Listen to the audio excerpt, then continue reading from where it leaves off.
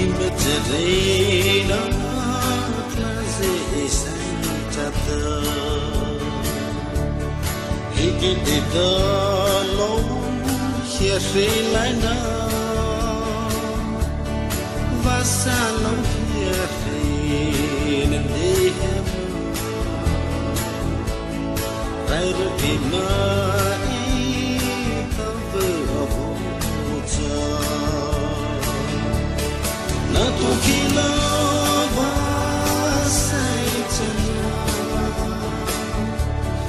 not let the child flow, glad heaven. So bad is ya, to lean on it. Hello,